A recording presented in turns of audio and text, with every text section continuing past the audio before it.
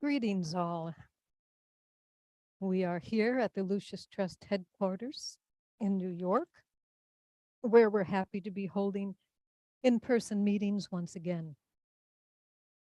Tonight, for just a little while, we'll work on seeing the world through the eyes of the new moon in Cancer.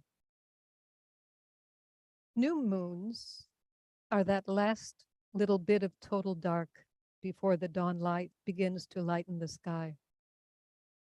There's a swelling expectancy of something great coming, something which aligns with us magnetically just through the act of thinking about it.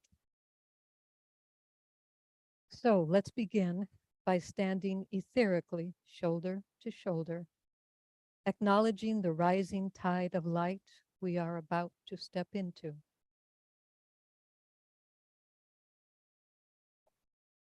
The affirmation of the disciple. I am a point of light within a greater light. I am a strand of loving energy within the stream of love divine. I am a point of sacrificial fire, focused within the fiery will of God, and thus I stand. I am a way by which men may achieve. I am a source of strength, enabling them to stand. I am a beam of light, shining upon their way, and thus I stand. And standing thus, revolve, and tread this way, the ways of men, and know the ways of God. And thus I stand.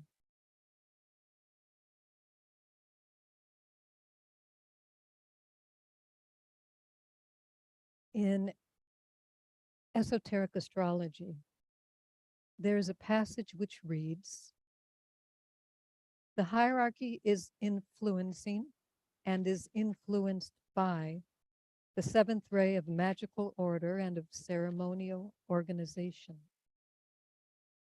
The basic function of this ray is to relate spirit and matter and produce the manifested form.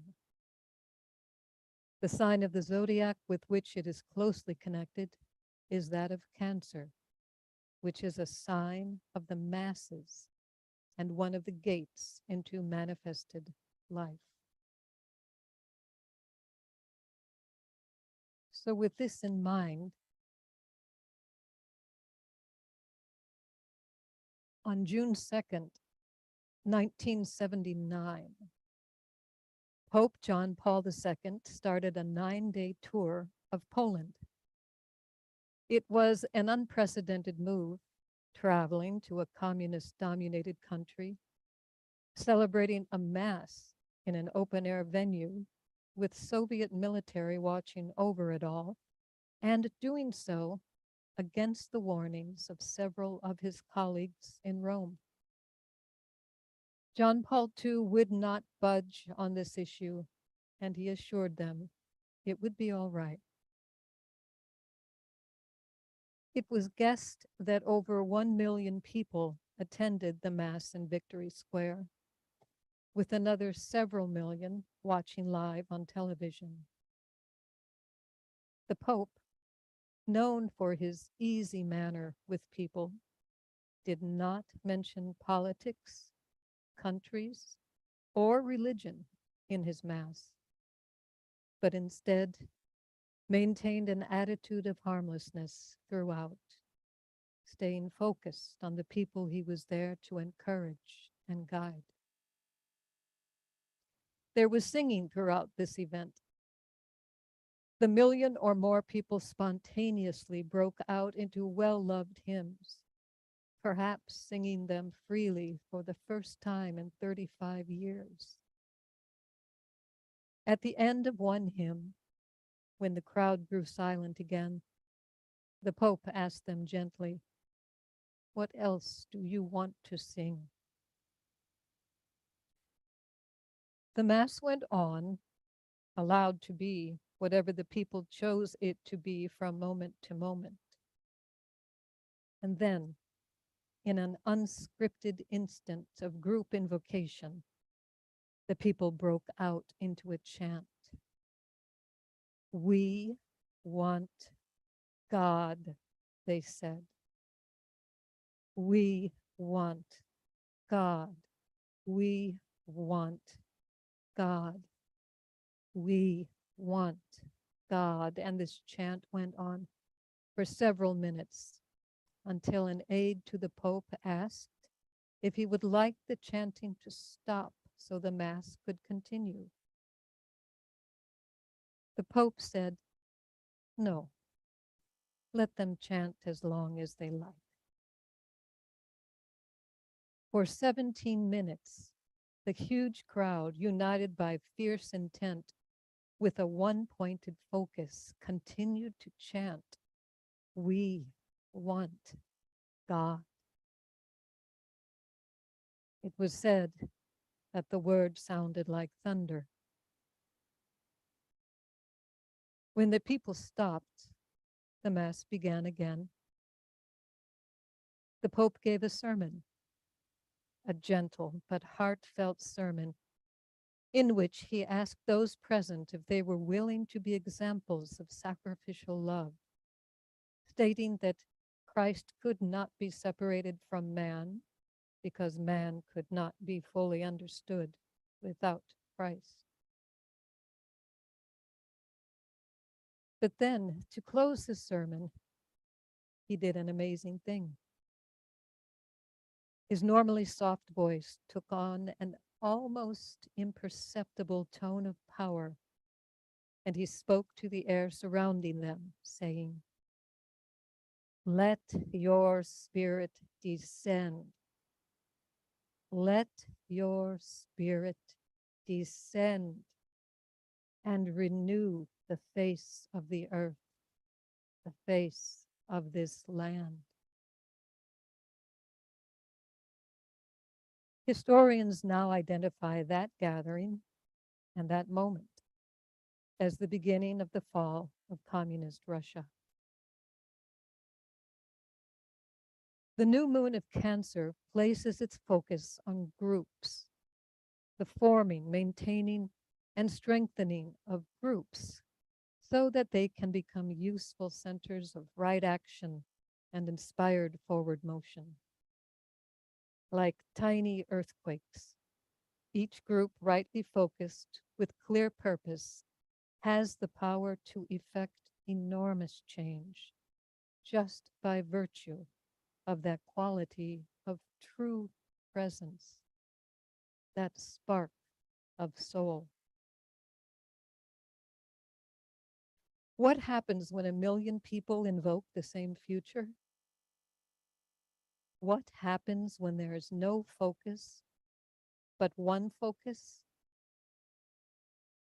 And all present are connected by an unseen web of power? Old benchmarks shift, and the dust begins to lift, blown away by a different kind of wind. What would happen now if 1 billion people all over the world invoked a better future, one informed by goodwill and love? Redemption. Redemption of circumstance, redemption of attitude, redemption of direction leading to the eventual redemption of the human race itself. There are a few powerful words to this effect given by the Tibetan in 1940. As the Second World War was reaching a point of no return, a second stanza of the great invocation was offered to humanity, and it included these words: "Let the souls of men awaken to the light, and may they stand with massed intent." massed intent. There is a reason for this. In the Alice Bailey books, there's a great emphasis on the group rather than the individual. One person standing bravely in the world is inspiring, but pooling our energies into a united purpose creates more power to achieve. The phrase attributed to Aristotle, "the whole is greater than the sum of the parts it's made of," was perhaps an early call to thinking humanity to begin moving away from the focus on oneself and into a focus on a greater mind. On a strictly human level, the power of a group like the one which gathered in Poland that day might be thought of as magical. On an esoteric and scientific level, it will be thought of as magnetizing. And this magnetizing principle is just science. A magnetizing force cannot be stopped except by a force equal to or greater than itself. With this being so, if established global groups would focus their desire into a few inspired words and draw etherically shoulder to shoulder with fierce intent, we are told that mountains will move. Perhaps this kind of joining together is how a sea change in the course of human history will come to us now, in the year 2022. Not through the dictates of current leaders and political figures, but rather through the united intent of the masses. We, the people, just us. It was said that after the Pope's Mass in Victory Square, 1979, a Soviet general who was overseeing the event wrote a report on the happenings of that day. The last line in his diary reportedly said, "It's all over." As we come out the other side of the high period of the three spiritual festivals, let's take stock of what we have learned, of what has been revealed to us as a group of spiritual workers seeking to draw the world always upward. What tools do we understand a bit better that we should be using? What ability to renew the face of our earth do we ourselves hold if we will only draw together?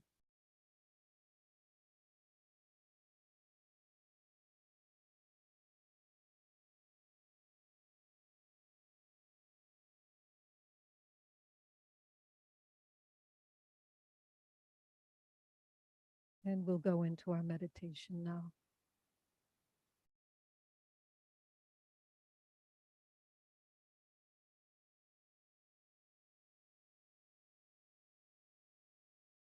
Strengthening the hands of the group of world servers. Group fusion. I am one with my group brothers, and all that I have is theirs. May the love which is in my soul pour forth to them. May the strength which is in me lift and aid them. May the thoughts which my soul creates reach and encourage them. Alignment. We recognize our place as a group within the heart center of the group of world servers. Mentally extend a line of lighted energy towards the spiritual hierarchy the planetary heart center, to the Christ, the heart of love within the hierarchy, towards Shambhala, where the will of God is known.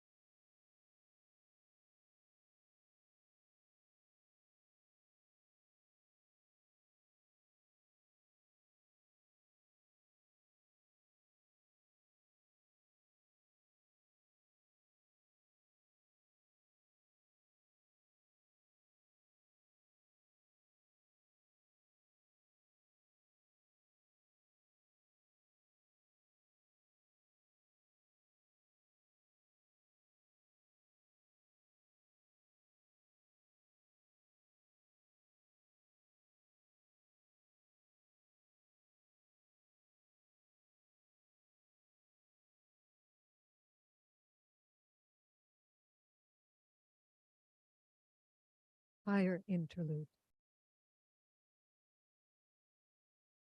Hold the mind focused for a few moments on the planetary role of the group of world servers, mediating between hierarchy and humanity, responding to hierarchical impression, and meditating the plan into existence.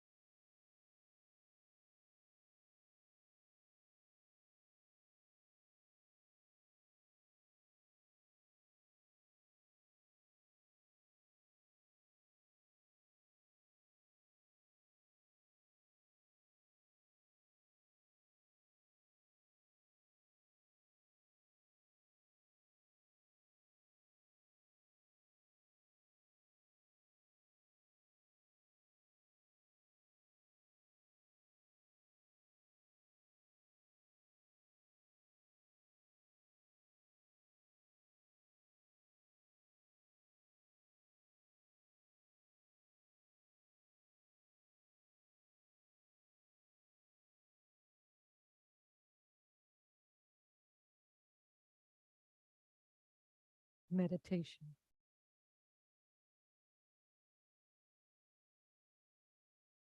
Reflect on the seed thought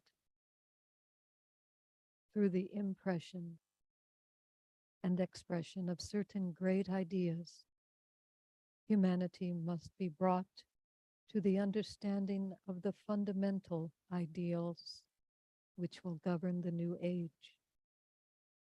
This is the major task of the group of world servers.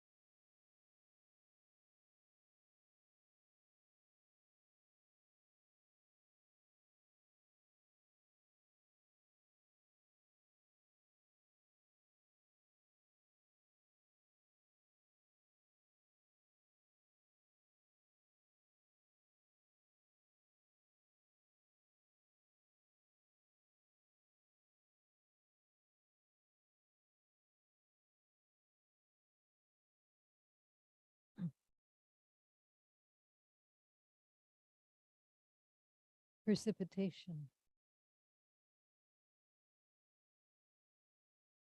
Visualize the precipitation of the will to good, essential love throughout the planet, from Shambhala through the planetary heart, the hierarchy, through the Christ, the group of world servers, through all men and women of goodwill everywhere in the world, and finally, through the hearts and minds of the whole human family.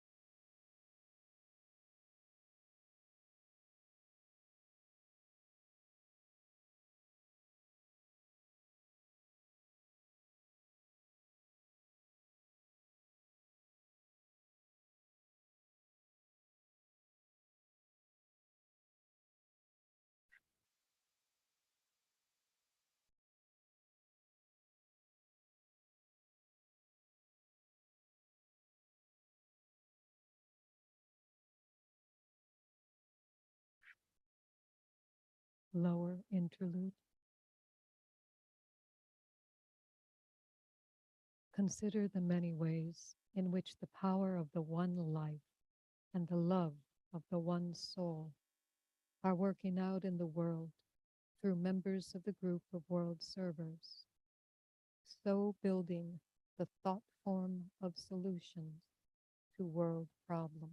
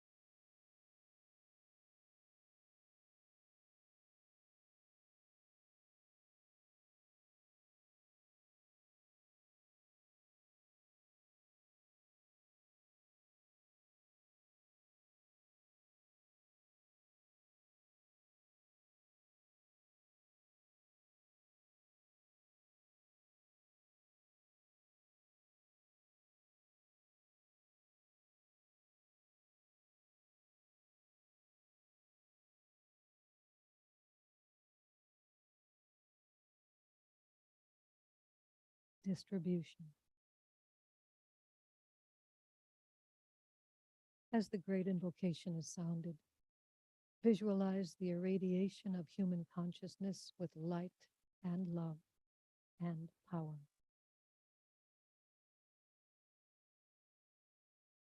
From the point of light within the mind of God, let light stream forth into human minds. Let light descend on earth. From the point of love within the heart of God, let love stream forth into human hearts. May the coming one return to earth. From the center where the will of God is known, let purpose guide all little human wills, the purpose which the masters know and serve. From the center which we call the human race, let the plan of love and life work out, and may it seal the door where evil dwells. Let light and love and power restore the plan on earth.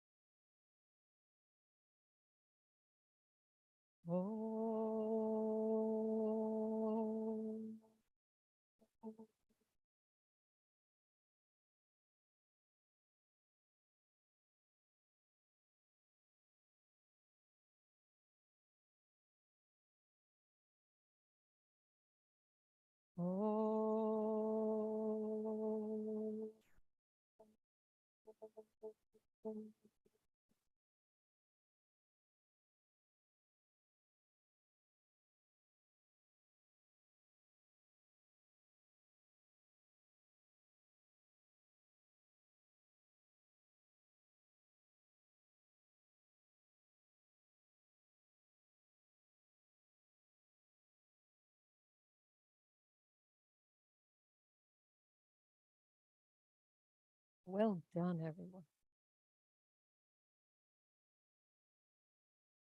So we'll open it up for discussion with those here in the office as well as those joining via Zoom.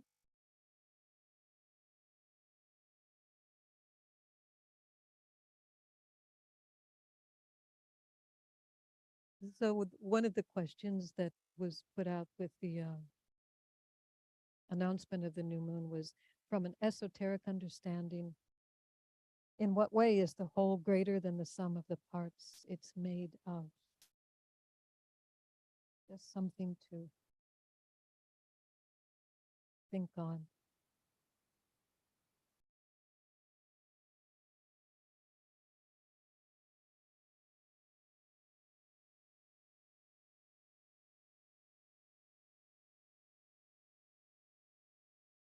Test, test, test.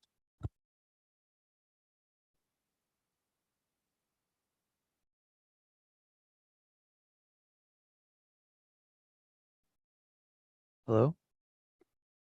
All right, Jen, I just wanted to let you know there's a hand here from John Reiseman.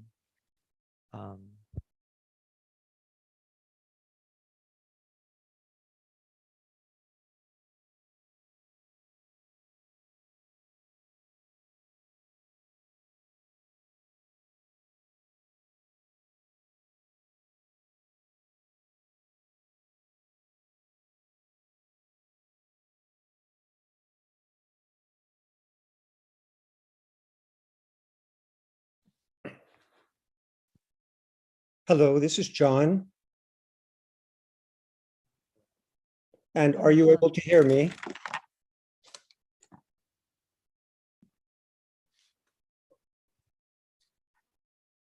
Are you able to hear me? Yes. Thank you so much for this exquisite presentation. You're In, lovely. in regard to the question that is asked, it seems to me that the whole demonstrates something greater than is greater than the sum of its parts by reason of the increased livingness that comes to focus through that expression of the whole. And in connection with this idea of mass intent, this idea of united purpose, the importance of the great invocation comes to mind. Mhm. And when we say this prayer once a day or multiple times a day, it is an expression of mass intent. Mhm. And I'm reminded of something that came to focus in, I believe, the last conferences cycle, that during the time of the Second World War, it was shared by the Tibetan with his disciples that if there were an adequate expression of this great prayer, a deep enough expression of mass intent, events might have unfolded differently than they did at that time. And so this prayer, we are told, is extremely powerful.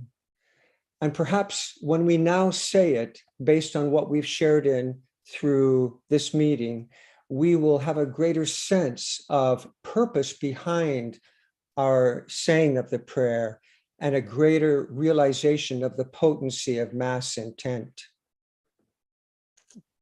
So thank you. Thank you for those words, John. You said so much in there that I could respond to. Yes, the whole idea of drawing together as a group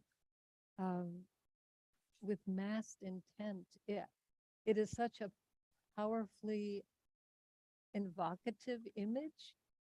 And to be part of a group like that, I think would elicit such a sense of purpose in anybody taking part.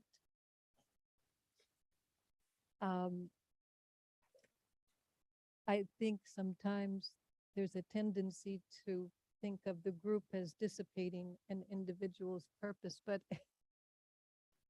in fact, it's the exact opposite. The group enhances the purpose of every single member. So thank you for your words, John. You said lovely, true things.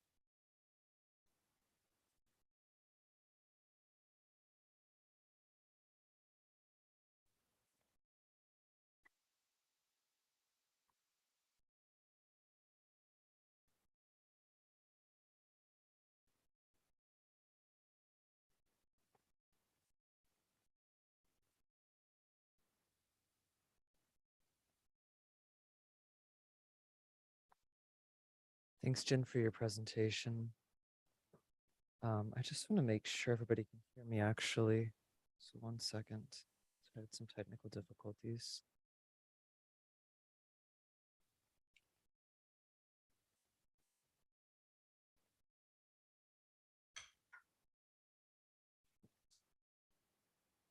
All right, can everybody hear me? I Yes. think so. All right, thanks, John. So almost lost what I was going to say now, but the whole idea of the relationship between the individual and the group is a really interesting one. And there's obviously the same sort of question finds its way into politics, into social issues, into philosophy, into spirituality and religion in different ways. And it's easy to,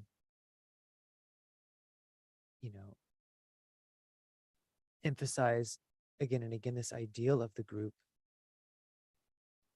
And that's very important because we're moving into the Aquarian age, which is an age of the group, Mm-hmm. and spiritually of group initiation for the new group of world servers and for humanity really as well.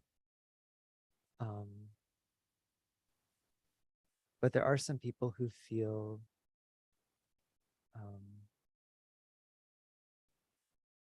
for whatever reason, and maybe rightly so in some way, that the value of the individual also needs to be emphasized along with that. Mm-hmm. Mm-hmm.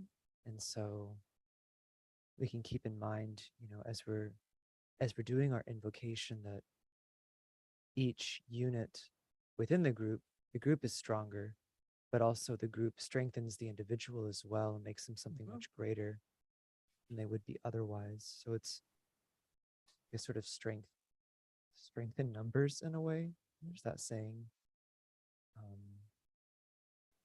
There's individual strength in numbers. Exactly. Yeah. Yeah. Yeah.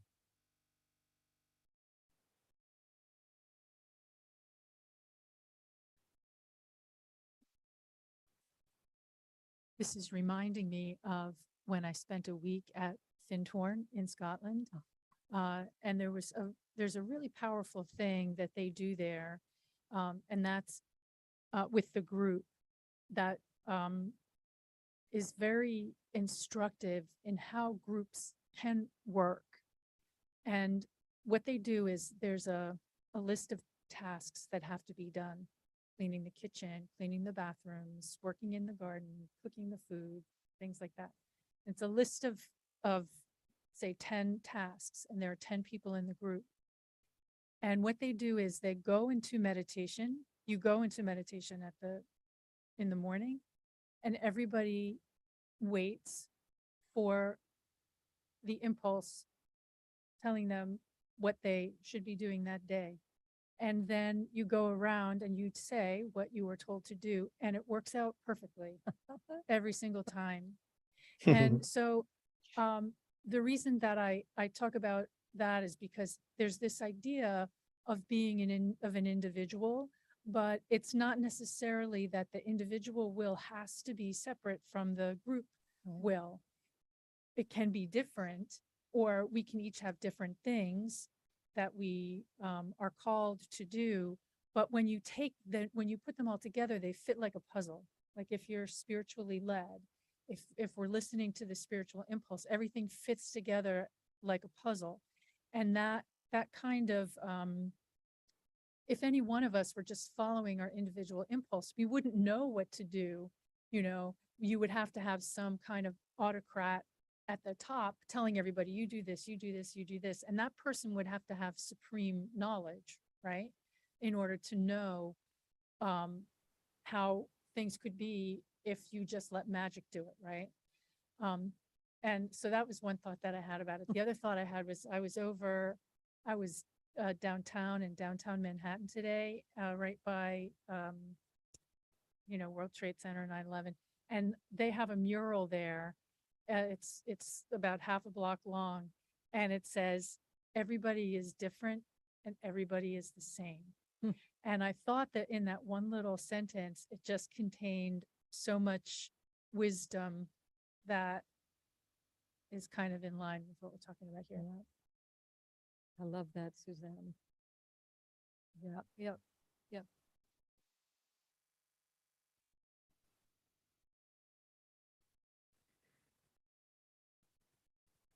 Can you hear me? Okay. That was such a treat, Jen, to hear you do this presentation. Wow. Your first one. So full of wisdom and beauty. So thank you for all that energy and effort you put in. I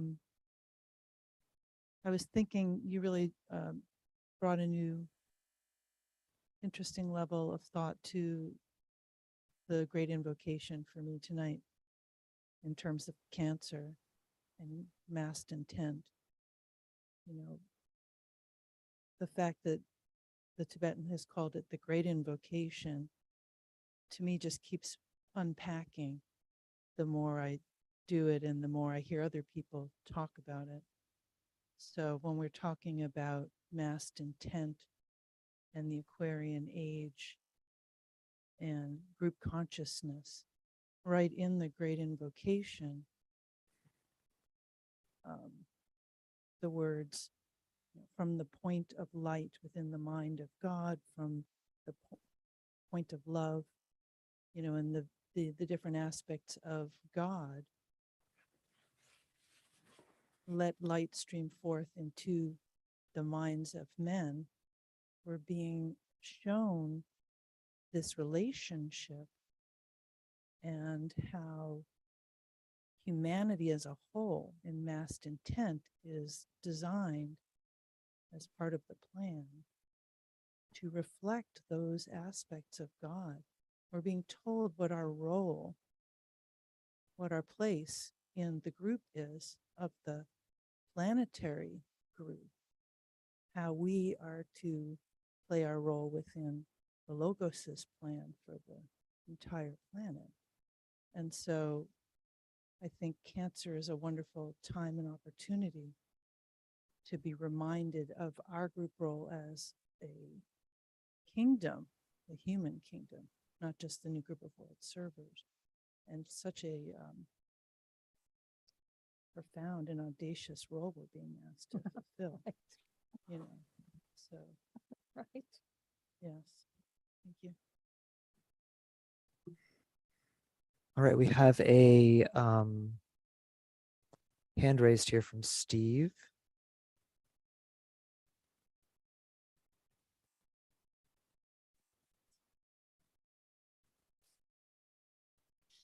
Hey, okay. Thank you. Can you hear me? Yes, we can. Hi, Steve. Hi, Jen. Thank you. That was such a lovely talk. It was so wonderful to be reminded of those trips that John Paul did when he was younger. I actually thought when he became older, he became more fixed. But during that time, I remember every time he would travel to these places, and of course, particularly that one in Poland, but every time watching on, being really excited to watch on television the whole story of the coming off the plane, the kissing of the earth. I think it's the only time I've seen ritual used as a global, powerful global experience, the way he did it for that period of time when he was really using that simple, magnificent ritual of visiting countries and these huge numbers of people coming out. So I really, I love the way you captured that. And it really tells us something to me about invocation.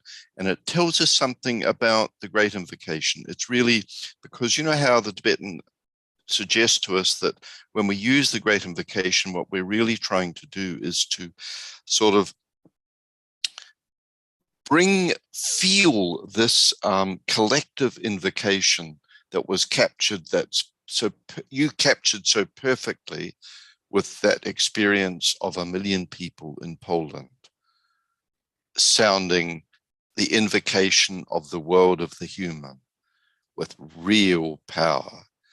And in the Great Invocation, it's as if we need to try and lift that into those calls to the mind of God, the heart of God, and the will of God, because that's the sort of task of the invocation, to focus and take that deep, profound sort of felt invocation from the world of the human. So I really love that.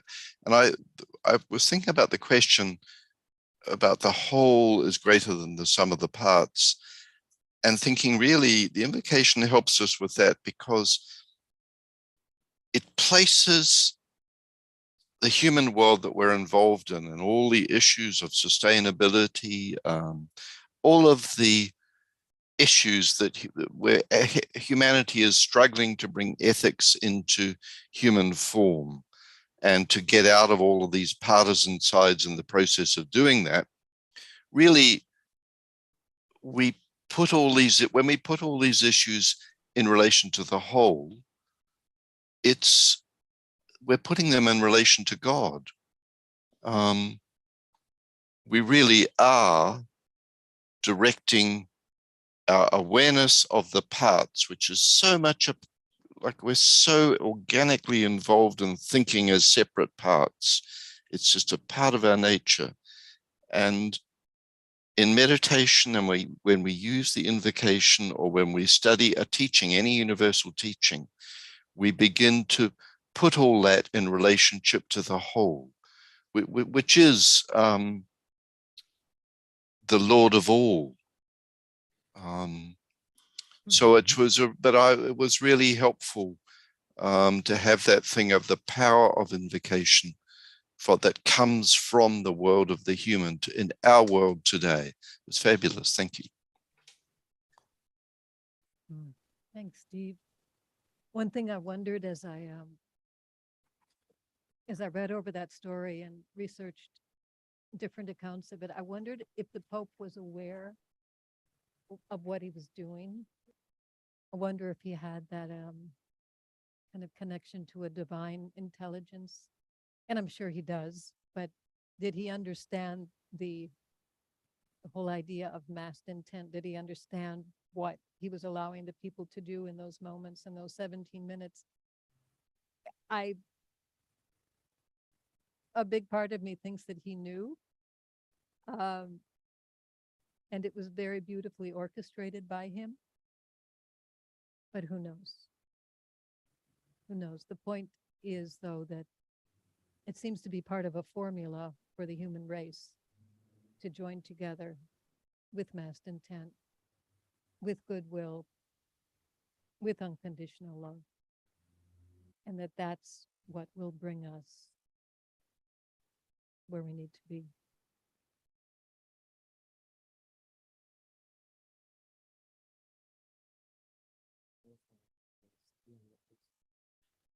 We have another hand raised here. I'm just going to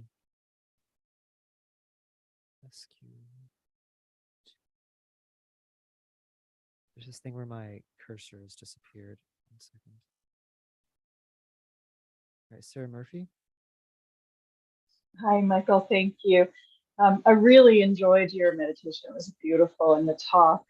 And I was particularly excited toward I don't know if excited is the right word, but I had a dream last night, and I woke up with this impression that there was like something for the Arcane School to do, but I couldn't remember what it was.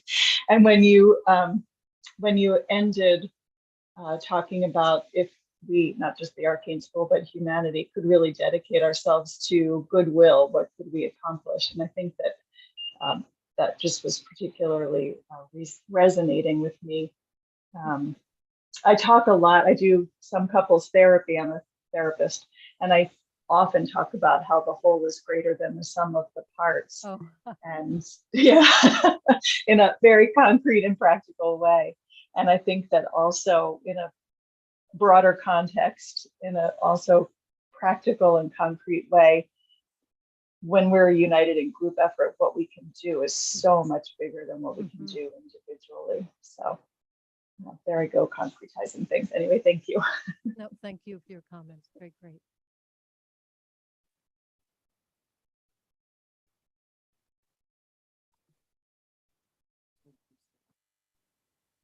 Thank you so much, Jen. I'll just reiterate what everyone else has said. I found your talk and the truth underlying the words to be very powerful and very evocative of the energy available to us if we can stand with massed intent. I really responded to the first part of that phrase that you used, let the souls of men awaken to the light, because it gives us the perspective with which we should be working, because it is the soul that awakens to the light. It's, so it's a matter of that mass of people perhaps standing in that square. It wasn't about all these disparate personalities with their complaints about the communist system that they were under. It was more the Pope's ability to with the crowd to awaken the soul of the group. You know, it's more about a massive awakening, creating a channel through which all of this potent, extra personal, we might say, energy can flow. And I think oftentimes we need something tangible to awaken that impulse. Unfortunately, it doesn't seem like we should need an external event, but it does seem often that we do, such as times of war or times of repression, perhaps in a society. And so, because we are moving through such a challenging period in our planetary history, it's hopeful that during this time we can have our collective souls awakening to the light that is trying to stream in, and that we can stand together using prayers, mantras, moments of silence like the Global Silent Minute and the 99 Days of Peace. The more people who join in with these invocative appeals, certainly we will have changes in the outer structure of our planet. And that's the hope of the time. Right, Kathy. Thanks.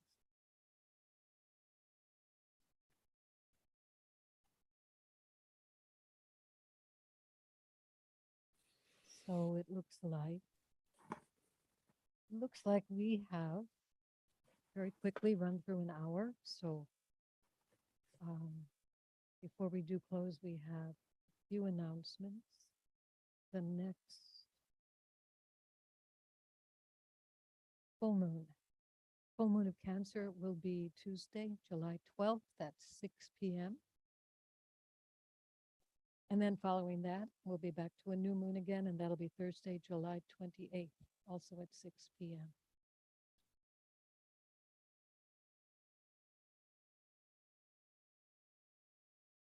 So let's just take a moment to pull in all of these wonderful ideas and thoughts.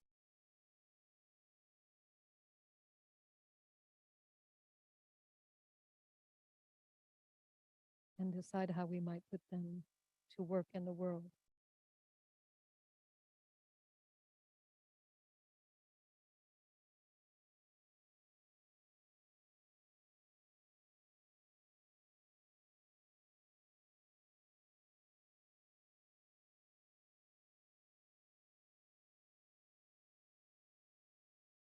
We'll see you in 2 weeks then.